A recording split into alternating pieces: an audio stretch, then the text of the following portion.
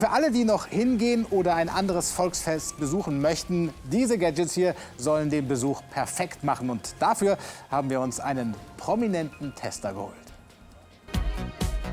Wir sind mit Promi-Big Brother-Gewinner Aaron Troschke und seinem Kumpel Timo unterwegs auf dem Oktoberfest. Für Galileo testen die beiden unter anderem die Videobrille, die coole Aufnahmen in Fahrgeschäften verspricht. Einen GPS-Tracker, mit dem im Festzelt nichts mehr verloren gehen soll, und einen Promille-Check fürs Smartphone, angeblich genauso zuverlässig wie ein Polizeigerät. Wir nehmen uns zuerst die HD-Videobrille vor.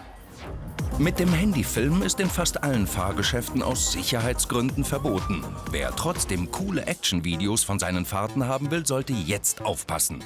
Diese Brille kann filmen und Fotos machen. Sie funktioniert per Knopfdruck. Die Daten werden auf einer Micro-SD-Karte gespeichert. Das Menü ist übersichtlich, doch die Anleitung sorgt bei den Jungs für Verwirrung. Drückst du nochmal die Pfeiltaste? Filme ich jetzt oder fotografiere ich? Nee, du filmst jetzt. Eigentlich ist die Brille super, schön leicht, 2 Knöpfe, aber leider kein Display. 50 Meter freier Fall bei 100 Kilometern pro Stunde und dazu 6G. In diesem Fahrgeschäft sind Handys verboten. Genau das Richtige, um die Videofunktion der Brille zu testen.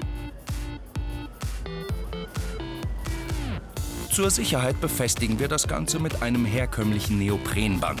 Das ist im Lieferumfang nicht enthalten, doch bei dieser Geschwindigkeit unverzichtbar.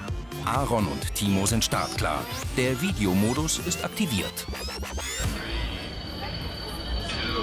Hat sich die Investition von 100 € gelohnt? Fest steht, mit dem Handy zu filmen wäre hier unmöglich. Die Jungs brauchen beide Hände zum Festhalten. Und die Brille sitzt bis zum Schluss. Wie zufrieden sind die Jungs mit der Qualität der Aufnahmen? Zur Erinnerung ist es ganz nett. Besonders jetzt hängen wir über den Kopf, ja. Also ich bin mit dem Bild für eine Brille total zufrieden. Wenn auch recht wackelig. Immerhin sind die Aufnahmen in HD. Im Freefall Tower checken wir die Fotofunktion. Timo löst per Knopfdruck aus. Ein paar Mal rauf und runter. Und, was geworden? 2 Fotos sind gut. Ja, Schade. 2 von 30. Magere Ausbeute, aber immerhin. Unser Fazit: nette Spielerei, aber mit einem Anschaffungspreis von knapp 100 € doch recht teuer. Genug gefahren, jetzt geht's ab ins Festzelt. Doch Vorsicht, nach ein paar Bier geht beim Feiern schnell mal was verloren. Abhilfe verspricht Gadget Nummer 2, der GPS-Tracker.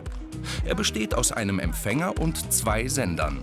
Die lassen sich über ein GPS-Signal miteinander verbinden. Das funktioniert schon mal problemlos. Reichweite 122 Meter, das heißt, wenn man noch etwa haargenau weiß, welches Zelt es ist, wo man sein Portemonnaie liegen lassen hat, dann hat man sehr gute Chancen, es zu finden. Also ab in den Geldbeutel mit dem Sender. Timo sucht nach einem Versteck. In rund 100 Metern Entfernung geht er auf Tauchstation, direkt hinter der Bühne. Zurück zu Aaron. Kann er seine Wertsachen dank GPS wirklich lokalisieren? So, anmachen. Und wo es am meisten ausschlägt, Tatsächlich blinkt der Empfänger und zeigt die Richtung an. Im Gegensatz zu Mobilfunknetzen, die im Festzelt oft überlastet sind, funktioniert das GPS einwandfrei. Aaron nimmt den kürzesten Weg. Der führt allerdings direkt über die Bühne. Und schon hat er seinen Geldbeutel gefunden. für das kleine Ding fallen mir noch ganz andere Sachen ein. Zum Beispiel Freunde im Bierzelt wiederfinden. Wer ganz besonders dreist sein will, kann auch schönen Frauen nachspionieren. Doch Vorsicht, nicht selten sind die bereits vergeben. Unser Fazit: Für Leute, die gern mal was liegen lassen, ist der Tracker genau das Richtige. Jetzt sind die Jungs richtig warm geworden und auch das Bier schmeckt bestens. Autofahren ist heute nicht mehr, oder? Das verrät uns Gadget Nummer 3, der Promille-Check mit dem Smartphone. Angeblich liefert der Alkohut genauso zuverlässige Werte wie ein polizeiliches Messgerät.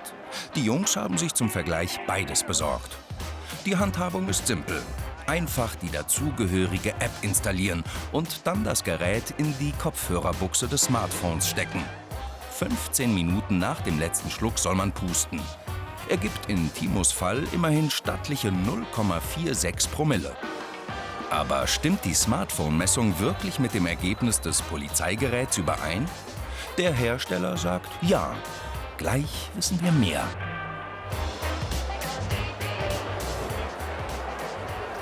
Das ist halt das Ding. Ich meine, jetzt darf ich halt nicht mehr Auto fahren, ne? Durfte ich auch schon vorher nicht mehr, mit 0,3. Und bei Aaron? So ganz nüchtern scheint er jedenfalls nicht mehr zu sein.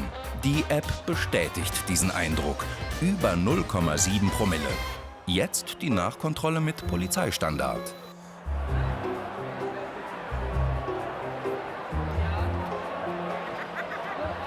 Ganz schöner Unterschied. Also die App hat fast das Doppelte angezeigt und also auf die App kann ich mich anscheinend nicht verlassen in Sachen Autofahren oder nicht und allem. Also finde ich jetzt nicht gut.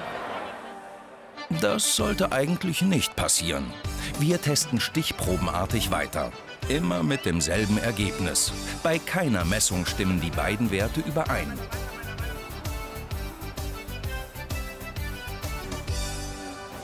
Unser Fazit: Das Gerät war trotz stolzem Preis von 80 € bei unserem Test unzuverlässig. Also lieber gleich U-Bahn oder Taxi nehmen, denn lustig ist es schon im Festzelt. Da kann man sich schon mal festsitzen. Jetzt gibt es nur noch 2 Möglichkeiten: einen müden Rücken bekommen oder beim Hintermann anlehnen. Für ausdauernde Bierzelthocker gibt es eine Alternative: die mobile Bierbanklehne. Die Lehne ist über ein Metallgelenk mit einer Schaumstoffsitzfläche verbunden. Und so wird's installiert. Kinderleicht. Aaron ist hellauf begeistert, im Gegensatz zu seinem Hintermann. Super, also ich sitze wie ein König. Also ich finde das gar nicht gut, weil ein Biertisch ist ein Biertisch und da brauchen wir nicht so einen Schmarrn. Außerdem ist das für den Hintermann total unpraktisch. Denk mal, da kann man gar nicht hocken. Für 50 € sitzt man zwar bequem, doch das Gadget ist unhandlich und nur bei Abstand zum Hintermann anwendbar. Aber jetzt hält die Jungs eh nichts mehr auf ihren Plätzen. Sie wollen endlich Mädels kennenlernen.